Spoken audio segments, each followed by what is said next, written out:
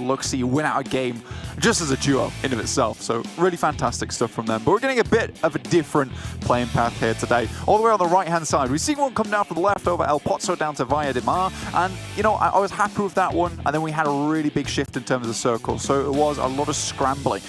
Very different to Sandhawk, which is way smaller, way easier to rotate on. Unlike here on Miramar, where it's almost necessary to have those vehicles early game to make sure you can get where you need to go. Yeah, we've had some unkind plane paths on Miramar so far. I mean, the Game 6 from yesterday on Miramar was a heavy south plane. Really didn't play well for the teams who wanted to go to this northwest quadrant. And again, we're sort of seeing that come through on this game as well. So things, again, not maybe fully meta as it would be on Miramar, but you know, that's how it goes. It's a big map. You normally have a backup drop location that you will be able to access.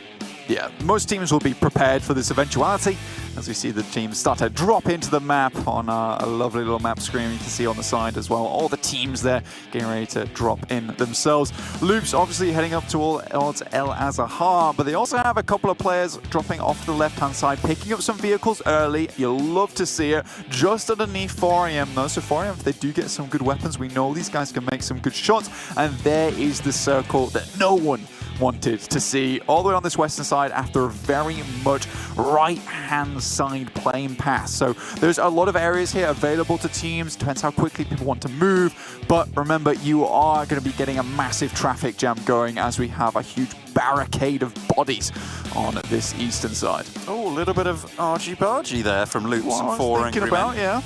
Yeah. On the northern side, that was one of the earlier drops, remember, because the plane path started in the north. So they have managed to find a little kill there. And I think, hang on a minute, isn't that the second time in a row Loops now have found a fight right at the start and lost a player? I think that might be on the back of the... That might be, John. That's Suit going down, though. Federal, nice and easy with Thompson. But obviously, Kajovski, this huge player from Loops that a lot of people look up towards, being one of the best players on the team. He's now down, so Loops down to 3, but they give it back in kind towards 4AM. So not a great way to start off a game for either of these teams. I'm getting confused with Futbolist, who lost a player early. But that's the second time we've seen people drop on these vehicle spawns and lose players for it. So it is going to be 4 Angry Men going 1-for-1 at the moment with Loops. So both taking a little bit of punishment to start things off, their Miramar. And as we know on Miramar, it's so important to keep all of your players alive. So maybe they should have been a little bit more wary of those parachutes, spotted them out in the sky. Yeah, to pump out that momentum that you need in the early game, it is incredibly important to maintain those 4 players on board. It is huge. It can make a massive difference towards the end game, having 4 players and having 3 when you have to control so much space as well, John, on Miramar itself. You know, there are so many of these hillsides that teams love to take advantage of and really push down from, but you need to have players that could hold off those off angles where people are trying to creep upon you. If you don't have that 4th member, you're going to have to crunch down on the amount of angles you can hold, and it means you can be less aggressive, which in turn means you can't take those positions anymore. Could be pretty tricky to take hold of that ground. Rotational paths here, again, very, very important on Miramar. We know this southwestern area of the map is very, very treacherous. It can go one way and then completely turn over on its head in terms of which positions are strong, right? Into where the circle shifts, where it moves.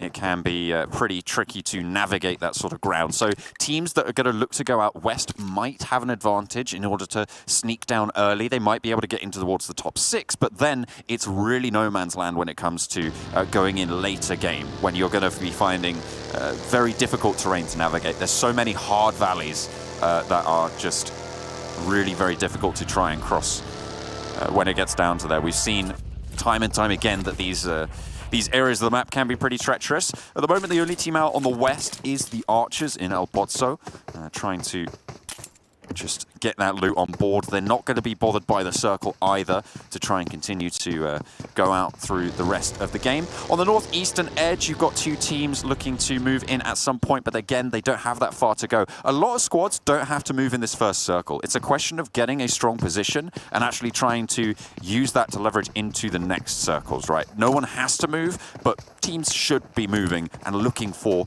possible rotational paths into the next set of circles. We have such a fantastic set of players and teams within in the lobby right now that a lot of them, and we were talking about this backstage as well, John was saying that one thing that just massively differentiates this kind of lobby from maybe one of those PMCOs or a Pro League, where we now have all these top teams in there, is just the speed at which a lot of these teams make these decisions. That seems to be quite a lot of deciding factor in many of these games we've seen so far, many of these matches, many of these maps, is where a team will see an opening and not have to hesitate in about thinking how they'll take it, which makes it very difficult for a lot of other teams. And it means you have to be even more wary of the fact that, you know what? If there's a team or a location that you kind of maybe want to take, you've got to be wary of the fact that there might be another team waiting off the distance already thinking about this, or a team might already be in that compound. So everything has to not only slow down and also speed up at the same time. It is such a tough scenario for so many of these guys. A little bit of a paradox there. We'll see if they're able to navigate the space-time continuum without causing too many ripples. But for now, certainly a lot of gravitas for a couple of these teams, specifically Nova, XQuest F on your screens right now, trying to guard out near Minas Generalis at the moment, controlling what are the trickier areas of the map. Well, as we head towards the Super Weekend, the deciding factor of that top 16 that make it through, I mean, you're talking about the space-time continuum. We're talking about differentiating time zones of relativity here, where it might feel like 2 hours to us, which might be like 20 minutes, just because of how important these matches will be for these players in-game. Yeah, well, you know what? I'm having so much fun. This time is just flying by playing with these games here at the PMGC. Certainly a lot to sink our teeth into. Quite close proximity there around Picardo for Konina Power and the Abrupt Slayers as well. I mean, I talked about this yesterday too, but this feels like very much like a lobby at the moment where we're having a lot of central play. I really like it personally. I think we've seen a lot of games which they're not necessarily boring, but they're a little bit quiet at times, where you have a lot of this edge play. Teams are worried to make their way in, but here so many teams are prepared, confident and ready to take those center compounds nice and early. And I think one team that's been doing that really well, albeit I don't believe they're in this game here with us right now, is Execute. I love the way they've been playing. They've just been taking really central positions very early, confidently as well. Again, this is a team that's come from PMCO. Okay, a little bit of a firing squad being set up there for Konina Power. Dead in sync as well. Did you hear that? Lovely, rattling off those shots, but not getting anything more than a little bit of an HP bar there from the Abrupt Slayers. However, they have given the game away a little bit, might have to move and refigure out their strategy. The two teams that won this map previously, Na'Vi and Team Secret, notably not in this game, which is going to leave some openings for people with a little bit maybe less confidence on this map to think, okay, you know what? We got a chance. We got a chance. Exactly, John. I mean, it's really, really important. Also, just going quickly back to that, where you said it is in sync, right? If you really want to ruin a team's day, what you got to do as a unit and make sure you have that communication coming through is like cyberbully them.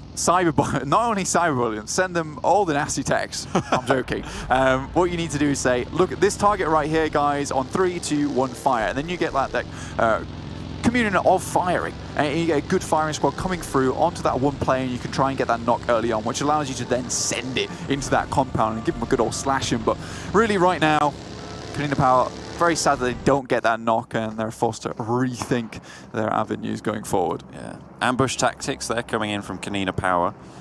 Certainly useful in a tight situation when they are unaware of your position. So didn't quite manage to get any points for it, but good discipline nonetheless. The next circle coming in pretty soon enough. Everyone's made their way in. 4 Angry Men and the Unnamed on the north side around Creator Fields. Not Creator Fields.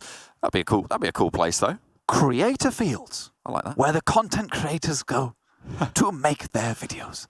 You can find such animals as Hot Jukes living in this area. Yes. Hot Jukes in his natural habitat. Creating 5 a.m. excellent content. The most excellent content for PUBG Mobile. Absolutely. Fantastic stuff from Hot Jukes. But we are going to be getting back into this game with Creator Fields. And actually the Unnamed are getting a little bit closer to 4 Angry Men as well. But Aerowolf are pretty close to the Blue Bees as well. Not close enough to do any damage, though, it seems. They do need to go a little bit closer at the moment. They're only giving them a haircut. Yeah, I mean, Aitochan gets a little bit more of a haircut than he was hoping for as he gets grazed on the helmet there. Takes 60. Reiji also going down as they move on towards GODSENT. That's Rollkiss there. GODSENT having not the worst of games there on our last one on our angle, looking to step it up a little bit. And we have such a volatile leaderboard at the moment where there is such a point vacuum at the top that you were talking about, John, where, you know, there's so much room for teams to make it into that top 16 now. There's not a lot of points that differentiate that. If you have one good game like Na'Vi had yesterday, you could propel yourself like a rocket towards the top of that leaderboard. Yeah, GODSENT coming in. I think they managed to get a kill over there on towards Blue Bees. They have got a kill on the cards at the moment. Maybe looking for a second. They've been taking their barber lessons from Sweeney Todd, mate. They're out for blood here. I mean, look, I was about to say they made a porcupine out of that because as if you don't kill Divine in that situation. You got two guys shooting the same vehicle. They managed to blow up the vehicle, but none of the bullets hit Divine within the car. He was just like Matrix slinging his head past it. Come on! Hit Aitochan as well. Oh, he's up in the air! Oh no! Oh, it's a bailout. Oh dear, Reeves lands the final headshot at Aitochan, and that should be it. Hang on, he's managed to come down the hill. Are they going to get the res? Are they going to get the res? Did they respond in time? I haven't seen it up on the kill feed. He's there. He's managed to tag on, and that will stop the bleed out.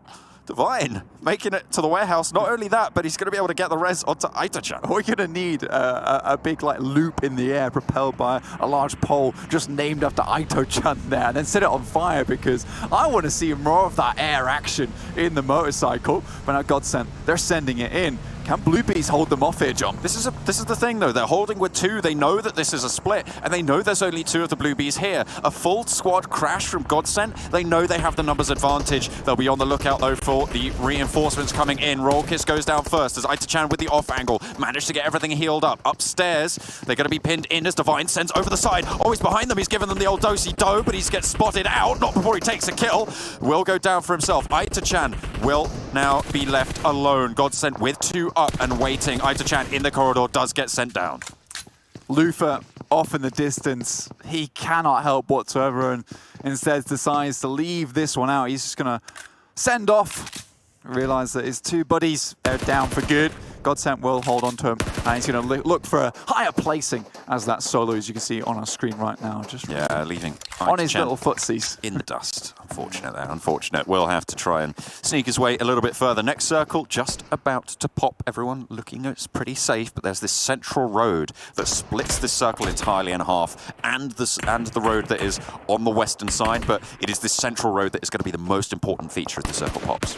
It will be. I mean, this one's one of the less significant ones just because it's a lot easier to cross than some of the larger ones on this map. I think that what we're really looking for is a lot of the open ground. There are some decent high grounds to be taken, specifically around power grid that right now you've got 888 holding up there for the time being, which is absolutely fine. Power underneath power. I'm not sure how that works, but there you go. Nova also in a decent little compound to the south there. They're going to hold right on the outskirts, not going too early. But again, we still have 16 teams alive. That's a drive-by. We love to see those. Getting back on with it. There we go, able to get one. They roll on up with the buggy, they get the knockdown, and they get the confirm. Alpha 7 have a really strong roadside compound now, which means that not only are they first in line if they need to move down southwest, which is, to be fair, quite unlikely, but they have a really good launching platform to take control of some area on the northeast, which, if they need to move out, will be very valuable. Looking back to Alpha 7's performance in PMPL Americas, they're really stellar at getting towards those top spots, getting those top fours time and time again. Right now we've got Aerowolf Limax on our screen versus DRS. DRS trying to pull up in the reinforcements. They're fighting towards the southeast edge here, trying to vie for control. There's a lot of teams in this area. Konina Power's around here. GODSENT is just about to break in. You've got that single player of Lufa who really does not want to be in this war zone of an area. Very difficult indeed. This is the terrain out to the west of Picardo, and of course that's not necessarily everybody's favorite place to chill out. It's pretty treacherous to say the least, but at the moment Nova XQF have pretty much the whole of Picardo to themselves. The question is, when do they leave? Because they're right on the edge of this next circle. You have teams out to the west who are currently fighting for that compound, as you said. Power 888, Power 888 on that western side have that outpost there, and they're moving further into the center. The Abrupt Slayers are there as well, vying for that control in this sort of wedge of the circle, surrounded by two of the exit roads from Picardo. You can see here that now Power 888 are opting to come down for Picardo, actually. Made up towards where Abrupt Slayers are chilling out, like you're saying, John. I mean, it's quite interesting considering they had the hillside. This is a bit of an early push down. I mean, maybe you get a northeast shift here. I mean, Alpha 7 definitely waited out for that one on Vikendi, worked out in their favor. Instead, Power 888, they're going to try and, you know, minimize the chance here, get a more central position with the circle. It's not the worst thing in the world. But what you do is you give up really good terrain for potentially a top 5 finish, as opposed to a top 1 finish, right? It's good to see as well that the teams that dropped around this area are the teams with strong positions in this next circle. You've got Klas in the northwestern compound. You've got Alpha 7 on a roadside compound, a nice shift, and Konina Power as well. They were a team who dropped around Picardo, and they've managed to get themselves now what is a prime location. As kills do continue to come in, and Aerowolf actually really suffering there. DRS, though, they come out the worst. Aerowolf now down, so Aerowolf managed to pick up that fight, so good job to you guys, Aerowolf Limax. And now it's the Unnamed coming up on loops. Remember, they lost a player early on in Kajovski. Kirill just hiding behind this rock, moves out of the way of the grenade, and will be throwing one back of their own. Cast your minds back to yesterday, Erangel first map. Their grenades were insane, so in a grenade war, I've kind of got my money on loops here. But let's quickly talk about the circle. Down to the southeast, so it looks like Power 888 made the correct heads-up decision here to come down from the hilltops. And now it's team, the Unnamed as well as Loops here, who were worse for wear. They were kind of banking on that north shift. They don't get it. Instead, Power 888 come out on top. Konina Power, though, really quickly, you talked about them. They have a nice central position. I'm really happy for it. This is the team that got the mystical 4 chicken dinners in a row in that EMEA League. Ooh, a little bit of a boom goes the dynamite there for Darin. And we'll be able to get a knock over onto one of the unnamed players. Loops opting to leave the fight now. They don't want to try and push the rest of it as the unnamed do mount up as well. They know the circle will push them in. Archers taking fights on their ridgeline against Alpha 7. A difficult spot for them, but with the angles that they have available onto Alpha 7, may be doable, but they have to worry about everybody else across the way. Their vehicles are just getting peppered. Oh dear. This is not good at all. Alpha 7 actually doing a fantastic job to stop Archers from finding that bullseye target on the edge of the circle. They will not be getting anywhere close to this one. Silas taking pot shots across the way. The Archers hunkering down. They are taking heavy fire right now, but Klas Digital Athletics will have to move in as well. They've got their outpost in Selim, being contested right now by the scout for Loops in Federal. So they will have to try and watch for that rotation out to their eastern side right now. Alpha 7, they've got their eyes on it as well. You know, right now, I think Alpha 7 are pretty safe, and they've just got the pick of the litter out onto the edge of the circle. With this road, though, and you mentioned it earlier, there are so many that comes through this circle. It's like, it's the crossroads of Miramar right now. The scouts... One towards the top, scout goes down. A little bit unfortunate here. It was actually Darin who was able to get that down from a long-range shot there. Nicely done for Loops. That will give them a little bit more opening into the next circle. Archers mount up in the party bus, or at least one of them does. Trying to get over, but turns it on its side. Manages to right himself. Nice stuff, nice stuff. Maneuvers, mate, okay? Fantastic. Listing lazily to the left. Beautiful. Love to see it. And again, it's Loops controlling these pushes in as they come through. Really nice to see coming from this team here. 3 kills so far found as Klas Digital Athletics, they're pinned. Now, I want to see Klas Digital Athletics do well, but they've got to heal up quickly. Loops know this and immediately take the advantage. Raze is forced to move out and try and suppress them a little bit whilst the rest of the team pops those first aid kits. Nades coming on the top side, but they are headed back in return. The Dean takes a nasty hit from Solus here, John. Got to be worried. There's a couple of angles that Klas Digital Athletics have, but the nades continue to put pressure on. And they are on the back foot. They're sat in the smoke right now, which means their sight lines are heavily reduced. The next circle pops, and it's going to push them both in. Exactly. Now Alpha 7 is less of a problem here for both these teams because they're outside of the circle. Now they've got to think about how and where do we get into the circle. Konina Power in a fantastic spot. They control a really nice compound, but they can't control all of it. If they opt to send both sides on the warehouse and the compound itself, things are going to get tricky. A trade there coming through from these two squads. 3 players alive for Clash Digital Athletics. Only 2, however, for Loops. Zadine did go down earlier. And now they're in a little bit of a stalemate. Both have to move, but neither wants to move first. Will be very tricky to navigate this terrain, especially with all the teams in front of you. Konina Power have the only compound here, Blank, and that's really what I'm looking at. Well, this is what I'm talking about, is that, yes, they might have the only compound here, but they cannot effectively hold down the warehouse at the same time. If I'm them, actually, I would do exactly what they're doing right now, which is holding on to the left compound here, which is fantastic. They'll give up the warehouse. It has less tactical advantage on it, less windows to fire out from. Give it up to another team who is probably going to stay there and then get crunched upon by other teams that are moving into the circle itself, which is why Konina Power has opted to hold down a much more constricted area that allows them for more control over the game going forward. GODSENT love to mount up and send in. Call them the cavalry. They're headed in towards Nova XQF, but that's treacherous ground to be advancing into. Jimmy holding the peak of this mountain. Spots out Aerowolf on the back. They said, hang on a minute, we're busy. We'll deal with you in a second. They send him down to his knees and they'll pick that kill up in no time, I'm sure, as the rest of GODSENT just feeling the pain here on the hillside. Only Marley now left standing for them. Might look to get the res. This Potato actually on the off angle does finally get dealt with as Order 6 picks it up. The scout out around the edge, maybe try to bait out the peak for Marley, and maybe could pay off. They managed to get one knock earlier onto Jimmy. Looks for a second as well. We'll be able to find it. Paraboy now needs to try and save the day. Yeah, I mean, Marley's out in the blue. I mean, the funny thing there, XQF was taking a fight with 2 teams. They've cut the losses, though, split into 2, left Order behind there, whereas Paraboy has headed out with co-teammate. Absolutely fine. I don't mind this too much, John. They were fighting 2 teams. They realized, you know what, let's try and go for a higher placement. We need to get into that super weekend. He's got the first aids. Marley actually took a 2v1 with Nova XQF players, and they managed to get both of them down. That's a really good turn-up for GODSENT, especially on the number of kill points they're able to accrue. However, there's still plenty of teams left in it. They will start to drop as Alpha 7 lose a player on the outside. Secret Jin as well will be pushing in from that direction. A brutal shift. The road cross has to come through. But let's head back to that movement from Power 888 earlier on, coming down from the top of that hillside, looking for an area to call home within the center of the circle. It's paid off massively. Now that northeast shift comes through, it's not over the hillside, but it is on top of their new position.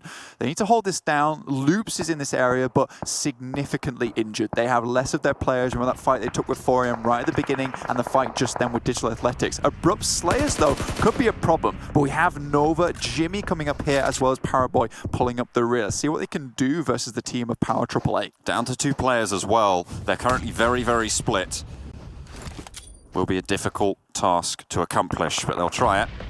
Oh, and if anyone can do it, it's Nova XQF. Nice nade, gets a little bit of damage, sends him back from the ridgeline. The question is, do Power 888 know that these kills have come through onto Nova XQF? Have they been tracking that? What I'm going to be looking at as well is Konina Power. They have to mount up and they have to send out. Zeus stand in their way right now, but they both have to move. So they're going to have the advantage when it comes to getting out of this compound, but still not going to be easy. They bolster their position a little bit north towards this warehouse. It's the one I said is not great. You can see why, because it's just so open to all these angles from so many teams, but they will have to move forward from here. They thought it was all done and dusted for them once they had that compound within the circle, but it moves off to the north. Now Konina Power has to make a move. They could head up on the eastern side, but here's this fight with Nova XQF. It's just Paraboy. He's left alone. Last man standing for the squad. Looks for a knock. Will find one. Half HP. Very doable here for against Power 888. Looks for one, but can't make it happen there. Nova XQF get eliminated. 7th place found. Not the turn-up they were looking for, Blank, but nonetheless, they do get themselves towards the scoring positions. Konina Power making their move now as Zeus try to harry them on the push. They've already managed to move 2 into the circle. This is just the reroute coming through. The caterpillar maneuver for Konina Power. Exactly, trying to control both sides of the roads. Really well done from Gonzo and Black White, providing that suppressing fire down towards Zeus, whilst Axa and Rob Dini make their way across. They control so much of this zone right now on the south side, but they have to clear these angles. Zeus has to go down, but here's Here's Power AAA getting involved in the action. They managed to find one knock there, but Konina Power still with all 4 players alive. Robdini sends some bullets back their way, takes a skull, and will force the res to come through. Axa, though, suffering as, oh dear, the Abrupt Slayers are chiming in, and Konina Power having a nightmare of a time. Again, though, Loop's still in this one with Carrillo all the way on this northwest edge. He is surrounded by Abrupt Slayer players. You can see down there, though, Konina Power still holding strong. A couple of knocks on their side, but they can get away with this one. And what's this, though? It's Swaggin, who will go down, sadly, to heaven outside the blue. But that's a top 5 finish. Did not expect that. Alpha 7 get eliminated, and I think in the meantime, Loops went down. Yeah, there you go. Loops went down, our second place team right now on the week. Are getting eliminated. So 3 teams now left standing. Konina Power, they've managed to keep all 4 alive, which means they are the only team with 4 left in it. Abrupt Slayers, though, they've been popping off this game. We'll see if they're able to continue to do so as everyone has to push a little bit more central. I do have some question marks in terms of utility for Konina Power. They were in one singular location for such a long time. I really wonder how many bodies they're able to loot there, or how many people actually came up towards them, but they're not looking too bad. It's level 2 vest, level 2 helmets, which is slightly worrying, but all 4 members back up again. Konina Power have been fast on the recovery. Ooh, they managed to get a knock as well on towards Abrupt Slayers, bringing them down to 2 standing. Nades coming through, forcing them up to the ridge line. The circle shrinking, and it seems like throughout all of this, it's really Power AAA who have managed to get the best position into the circle.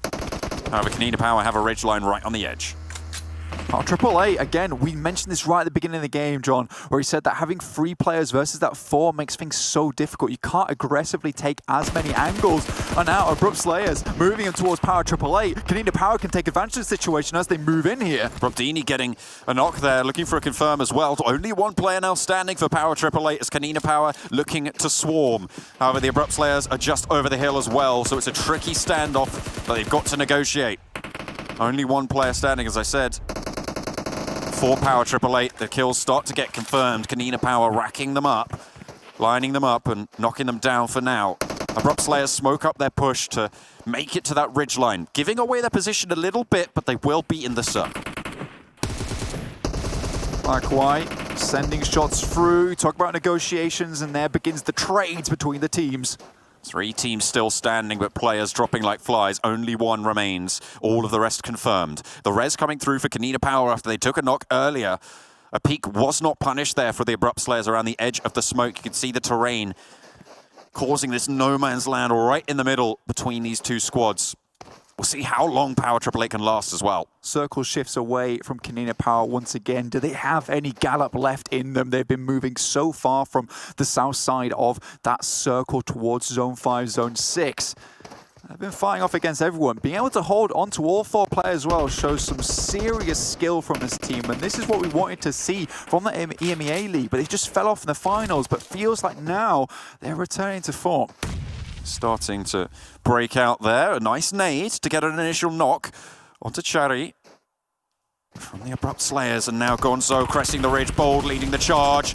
Will go down for his trouble though. The rest of the team now flood over the top as Robdini will be able to take it down from the side. Axa the only knock, and now it's 1 versus 4. Only a limited time left, and it is Konina Power to take it down. A 26-point game.